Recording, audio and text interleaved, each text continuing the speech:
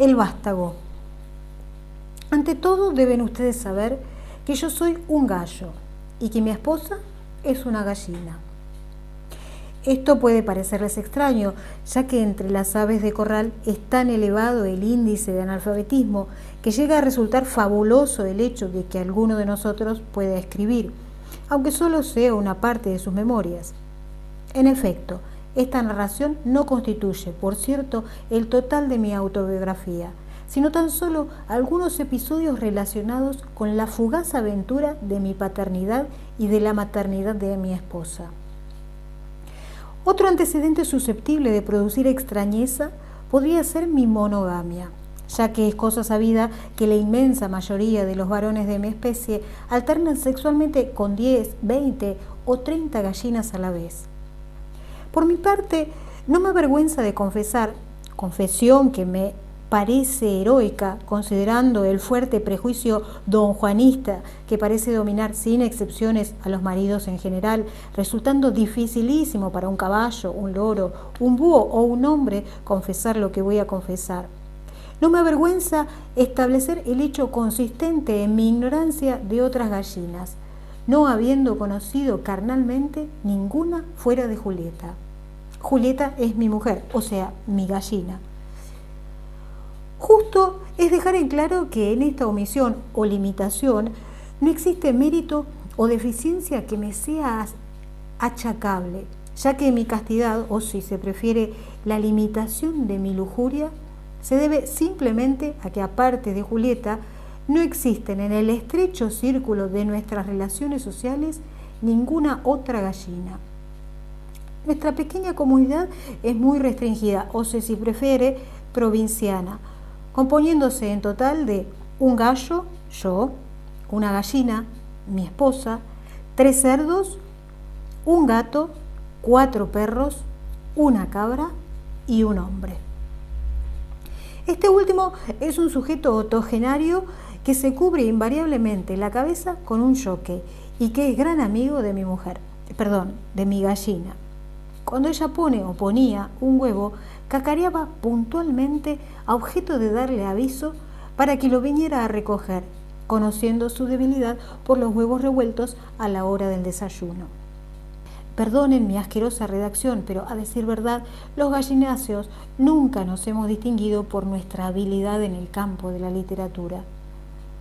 A mí me irritaba todo esto, por cierto. No me parecía concebible que nuestras noches de amor, mis noches de amor, estuvieran destinadas, en último término, a procurarle todas las mañanas al vejete del jockey un desayuno a la inglesa. Quería tener alguna vez un hijo que fuera mío y no de él, que fuera pollo primero y enseguida gallo, como yo, y no simplemente clara y yema revuelta dentro de una paila. Así fue como convencí a Julieta que escondiera un huevo determinado y lo empollara, tapándole yo mismo la boca con un pañuelo para que no cayera en la tentación de cacarear. Aquí hay una página perdida en el original de José Edwards. Por de pronto estaba el problema de la educación. ¿Qué carrera sería la más apropiada para mi hijo? ¿Cómo inculcarle en alguna forma los sanos principios emanados de mi propia experiencia de la vida? ¿Cómo evitar, usando por cierto la mayor delicadeza, todas esas tentaciones clásicas en la adolescencia de un niño o de un adolescente, a saber, los mozos y criados que le enseñan a masturbarse, los malos amigos que lo impulsan a blasfemar o a proferir palabras de doble o triple sentido? Las mujeres o gallinas públicas que los acosan en las esquinas a la vuelta del liceo, proponiéndoles las más irresponsables eyaculación o el estupor más inadecuado y que además les roban la cartera despojándolos de sus mesadas. ¿Cómo inculcarles o inculcarle el hábito y la afición del ahorro, el amor a los dentistas y la difícil pero indispensable costumbre de no fumar? Pasadas algunas semanas más, Sigfrido, mi hijo, se había estirado tanto que ya no cabía dentro de nuestro gallinero, de tal modo que, impulsado por la inevitable fuerza de los acontecimientos, se había visto obligado a romper algunas tablas del techo, a objeto de sacar afuera su cabeza. Esta actitud suya parecía implicar un principio de abandono del hogar, implicación que turbaba mi ánimo irritándome y a la vez provocándome tristeza. «Sigfrido, ¿me oyes?», gritaba casi sollozando. «¿Cómo quieres que te oiga si tienes la cabeza afuera?», observaba mi gallina, a decir mi señora. «Cuando le hablo debiera estar con la cabeza adentro». Entonces Julieta lo tironeaba suavemente de las mangas y lo llamaba. «Sigfrido, sí, mamá, asómate un poco, es que no puedo agacharme más, esta casa es demasiado chica. Tu padre quiere hablarte». «¿De qué?». Este tipo de preguntas terminaba por colmar mi paciencia. «Yo sabré de qué, de 1000 cosas. ¿Cómo es posible que tú y yo no podamos nunca conversar de padre a hijo?». En esas circunstancias, Sigfrido se comprimía, introduciendo su cabeza en el gallinero con una expresión de imbécil o de Marte. «Dime luego lo que tienes que decirme, papá, porque no puedo soportar mucho rato en esta posición». «No puedes permanecer más tiempo ocioso. Debes ayudarme a cacarear». «Tú sabes que no sirvo para eso. Debes aprender. Todo animal o pájaro debe cultivar algún oficio que sea útil a los demás». «No creo que cacarear sea útil a nadie, papá. Tú mismo debieras dejar de hacerlo y levantarte un poco más tarde. Estoy seguro que nadie agradece tus esfuerzos». «Seguro, siempre estaba seguro de todas las estupideces que pasaban por sobre su cabeza».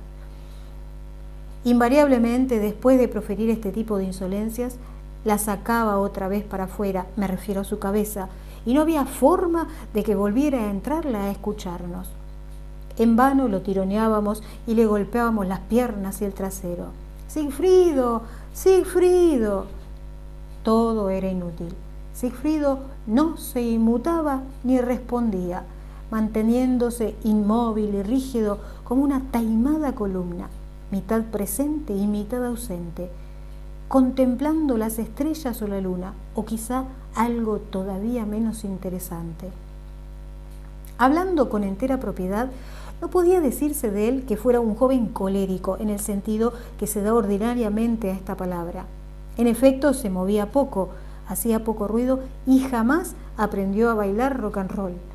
Más bien hubiera podido denominársele existencialista por su ceño adusto y su actitud despreciativa o indiferente a cuanto le rodeaba.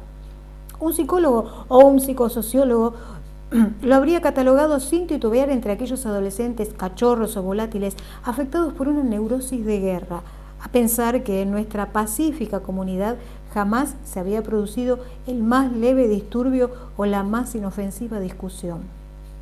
El caso es que de pronto y con una increíble velocidad se dejó crecer la barba, lo cual terminó por alejarlo casi definitivamente de nosotros, ya que este enmarañado revoltijo de pelos y de plumas llegó a imposibilitarle físicamente la maniobra de asomar de vez en cuando su cabeza dentro de nuestro living. Julieta le llevaba la comida hacia afuera, trepándose penosamente con un plato de maíz o de trigo hasta el tejado. Luego solía informarme, sin que yo se lo preguntara, acerca del estado de Sigfrido. «¿Ha comido bien?», me decía. O bien, piadosa mentira, «te ha mandado muchos saludos». Por fin, debido a su creciente gordura, terminó por romper las paredes de nuestro gallinero, dejándonos a todos en un estado de semi-intemperie. Yo me alegré secretamente de la catástrofe. A pesar del daño material que ella implicaba, me proporcionaba al fin un pretexto decoroso para acercarme a mi hijo, después de tanto tiempo. Mitad volando, mitad trepando sobre los escombros, llegué hasta donde estaba Sigfrido, es decir, la cabeza de Sigfrido. «Buenas tardes, hijo», le dije, porque había pasado hacía rato la hora del almuerzo. «Hola, papá. Debo confesar que me la ganaste. Tú tenías razón. La casa era demasiado chica. Demasiado chica para mí, no para ustedes. Debo pedirte disculpas por el perjuicio que he causado. En adelante me quedaré afuera». «De ningún modo, no faltaba más. Una casa en la cual no cabe toda la familia no cumple con los requisitos de una vivienda mínima. Ya tengo estudiado solicitar un préstamo hipotecario para ampliarla, de acuerdo al plan habitacional». «No hace falta que te molestes. En todo caso, yo me quedaré afuera». «¿Y qué vas a hacer? ¿Toda tu vida parado al lado afuera de la casa?», pregunté enfadado. «Lo mismo que haría al lado de adentro». pero estando tú afuera yo no podría educarte, no podríamos conversar. ¿De qué?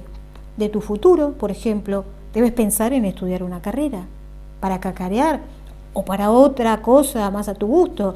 Puedes estudiar medicina, botánica, contabilidad, química y farmacia, estabilidad, biología marina y tantas otras profesiones interesantes. Ninguna me interesa, papá. Aunque así fuera, tienes que ganarte de algún modo la vida. La vida, el maíz, el trigo y los gusanos que comes. Tu madre y yo estamos viejos y no podemos seguirte manteniendo eternamente. No es necesario que me traigan comida. Yo puedo buscármela perfectamente bien. Así todo, algún día debes pensar en formar un hogar. No todo es un mero picotear por aquí y por allá. Alguna vez encontrarás una gallina como tu madre y desearás tener huevos y tener hijos. ¿Por qué no? Lo mismo que tu padre. No me interesa tener huevos. Hijo mío, hay 1000 asuntos que desconoces y sobre los cuales es mi deber aleccionarte. ¿Qué asuntos? ¿Has visto, por ejemplo, alguna vez una gallina desnuda? No, pero en cambio he visto otras cosas que tú nunca has visto. ¿Qué cosas? Los postes del teléfono, por ejemplo, los aviones, las estrellas fugaces. Tú nunca miras para arriba. Terminé por exasperarme, como de costumbre. Después de todo, Sigfrido tenía ya cerca de 7 semanas, edad más que suficiente para que un joven gallo bien constituido pensara en otras cosas, aparte de los postes telefónicos. ¿No has sentido nunca deseos?, le pregunté a quemarropa. ¿Deseos de qué? De gallinas, por supuesto. Deseos de una gallina, de 1000 gallinas.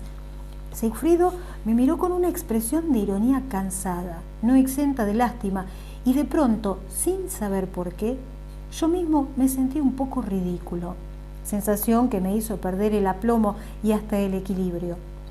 Moví desesperadamente las alas para no caerme, pero mis estacas se enredaron en unos alambres y me resbalé bruscamente, precipitándome de cabeza contra el suelo. Este lamentable accidente, que en un principio me hizo perder el conocimiento, me obligó a guardar cama durante varios días, lapso en que no tuve tiempo para preocuparme de Sigfrido ni de asunto alguno aparte del estado de mi salud. Dediqué toda mi atención a ingerir aspirinas y mejorales y me hice colocar una corrida de inyecciones de terramicina que la señorita Cabra, que es Cruz Roja titulada, tuvo la amabilidad de inyectarme en ambas nalgas, una y otra vez. Por fin, cuando ya faltaba poco para terminar el tratamiento, sentimos, la señora Cabra, mi esposa y yo, un grito desgarrador y penetrante que parecía provenir de nuestro maltrecho tejado, o más precisamente del punto exacto en que estaba situada la cabeza o la cara de Sigfrido. Era un sonido multifónicamente confuso, semejante a la vez al maullido de un gato en el mes de agosto, al de una foca en celo, al de un ornitorrinco, al de una gaviota y al de un tucán. A poco los ruidos de gato desaparecieron, ahogados por los otros, y luego todo fue transformándose en una especie de sollozo resumante y velado que correspondía indiscutiblemente a la voz de nuestro hijo que imploraba o gruñía. ¡Mamá! ¡Mamá! Julieta se puso inmediatamente de pie. ¡Nicanor!, exclamó, ¡algo le ha sucedido al niño!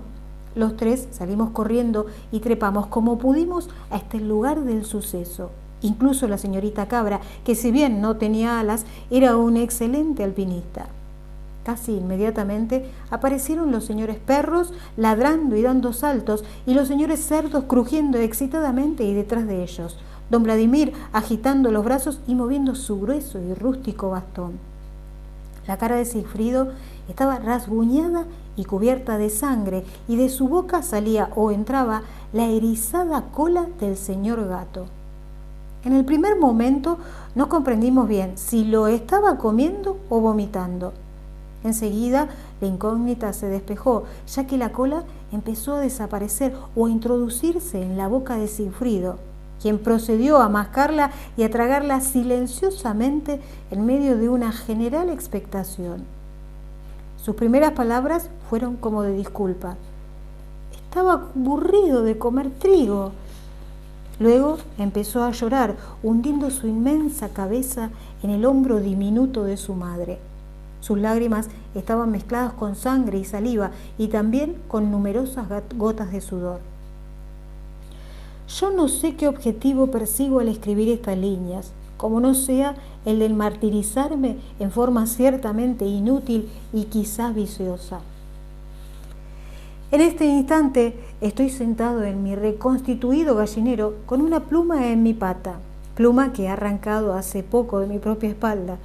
Frente a mí hay un tintero a escasos centímetros del papel en el cual escribo.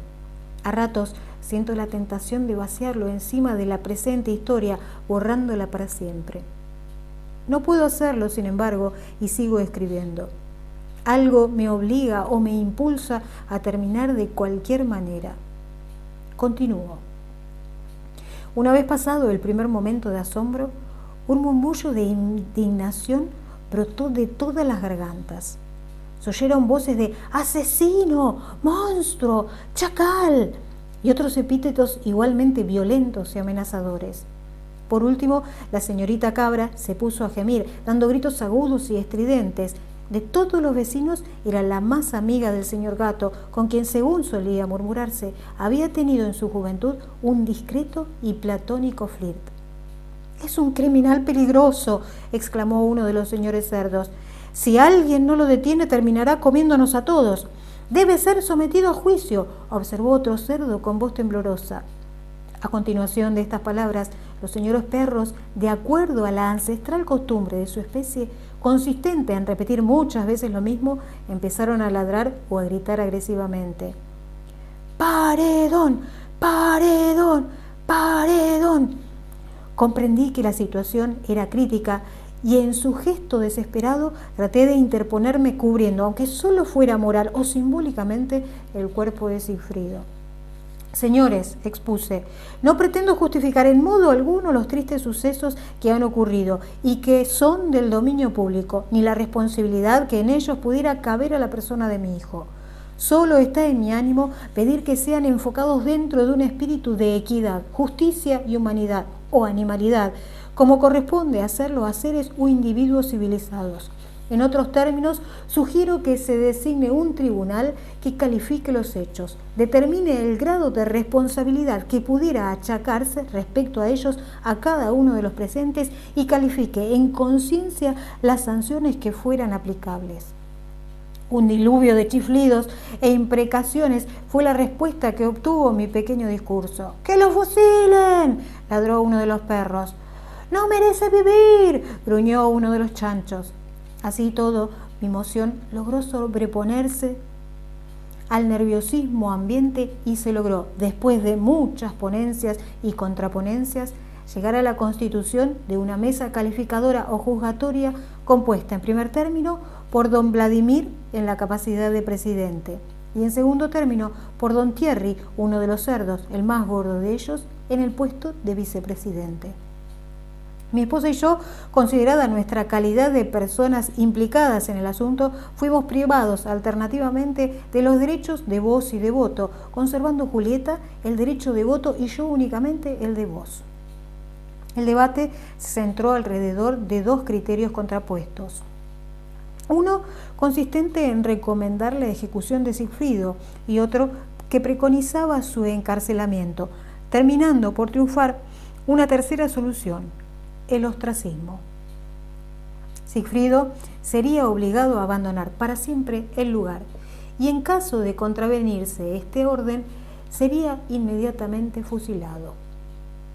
Nadie supo aclarar, sin embargo, un punto importantísimo, el cual era de dónde se obtendría un fusil para tal eventualidad. Tampoco quedó en claro cómo sería expulsado, si a empujones o por medio de razonamientos persuasivos, o tal vez a base de mordiscos en las piernas. El caso fue que ninguno de estos tres métodos dio resultados en el campo de la práctica. La inmensa mole de Sigfrido se resistió a ser empujada o convencida, y en cuanto a los mordiscos, apenas lograron alejarlo a unos pocos metros del punto en que se encontraba primitivamente. Después de varias horas consumidas en esta casi enteramente inútil tarea, el tribunal optó por dirigirse a mí a fin que, en mi carácter de padre del reo, lograra persuadirlo a acatar la sentencia, o sea, a marcharse de una vez. Sigfrido, le dije, no puedes permanecer más tiempo entre nosotros. La falta que has cometido me obliga a ordenarte, con gran dolor de mi corazón paterno, que emigres lejos de aquí y para siempre. Yo voy con él, declaró sorpresivamente Julieta. Pero, mijita, el niño no puede irse solo. Si se va, yo debo acompañarlo. En tal caso, nos iremos los tres, accedí, pero al menos arreglaremos nuestras maletas. Si ustedes se marchan, yo me voy con ustedes, declaró la señorita Cabra. Ustedes son mi segunda familia, ahora que no está el señor Gato. Y si se va la señorita Cabra, yo también parto, estableció solemnemente don Thierry, quien sufría de diabetes y no podía vivir sin las inyecciones de insulina que la señorita Cabra le colocaba 3 veces al día. En ese momento se produjo el desbarajuste total. Los cerdos decidieron emigrar en masa, siguiendo a don Thierry, y don Vladimir optó por hacer lo mismo, lo cual decidió a los perros a emigrar a su vez. En fin, si todos partían, resultaba igual que nadie se moviera, considerando lo cual el comité debió anular la orden de extradición contra Sigfrido, procediendo a considerar o a reconsiderar el caso y a estudiar otra medida punitiva más practicable. Esta fue decidida después de largas cavilaciones. Se amarraría a Sigfrido con un grueso cordel que le impidiera la ejecución de todo movimiento agresivo o antisocial. Desgraciadamente nadie disponía de cordeles y los alambres con que se contaban eran demasiado cortos. Después de mucho buscar, la señorita Cabra produjo un ovillo de lana que ciertamente no prestaba en este caso utilidad alguna. Afortunadamente para todos, aunque desgraciadamente para mi esposa y para mí, Sigfrido murió esa misma noche. Empezaron a hinchársele las extremidades y el vientre, y a caérsele las plumas. Luego los ojos se le inyectaron en sangre y se puso a vomitar pelos y garras y dientes de gato. Era evidente que su estómago, acostumbrado a un sistema dietético absolutamente diverso, rechazaba violentamente las proteínas y los músculos de nuestro lamentado vecino. En efecto, es un axioma de la naturaleza, injusto si se quiere, pero indiscutible, que si bien un gato puede comer volátiles, ningún volátil puede devorar gatos sin sufrir fatales trastornos digestivos.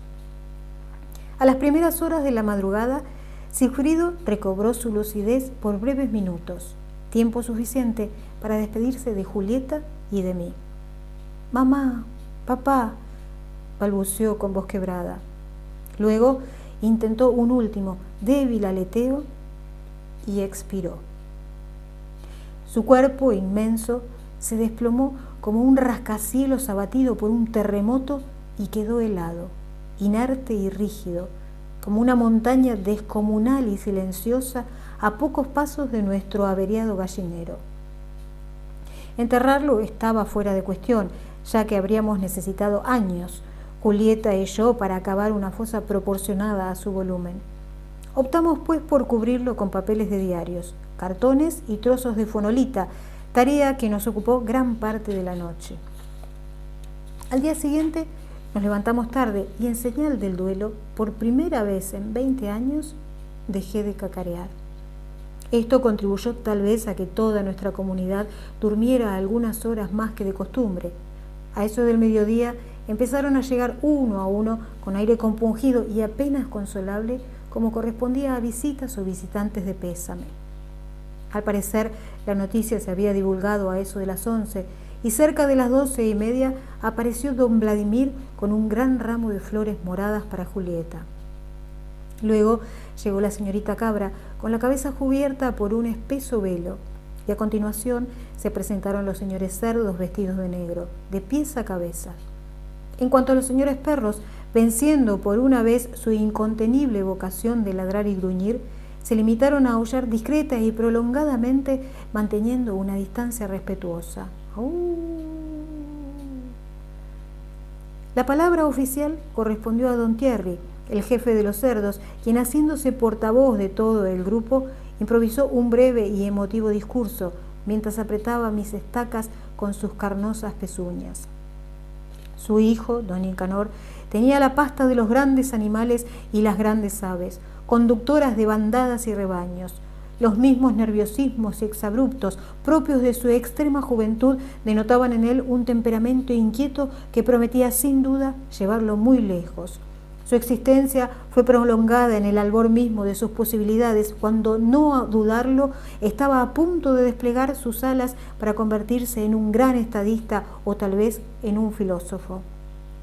Para terminar, se dirigió directamente al cadáver, hablándole, como es usual hacerlo en estas ocasiones, de igual a igual e incluso tratándolo de amigo. Te has marchado, Sigfrido, pero tu recuerdo perdura y perdurará largo tiempo entre nosotros. Casi me atrevería a asegurar que perdurará para siempre. Nunca olvidaremos tu mirada diáfana y bondadosa, tu sonrisa franca, tu inalterable y contagioso buen humor. En ese instante, Sigfrido, o sea, el montículo, empezó a moverse, o al menos algunos de los cartones y papeles que lo envolvían, lo cual produjo un indescriptible pánico en la concurrencia. Don Thierry interrumpió bruscamente su discurso, echándose a correr seguido de sus compañeros. La señorita Cabra salió dando saltos y alaridos, los perros huyeron desordenadamente y don Vladimir tropezó al saltar una acequia, perdiendo sus anteojos y su jockey de cuero. El montículo, o sea Sigfrido, no volvió a moverse, sin embargo, ni ha vuelto a moverse nunca más. En vano Julieta lanza una furtiva mirada en su dirección una vez por semana o una vez al mes, en la esperanza de constatar alguna variación o movimiento que pudiera delatar señales de vida.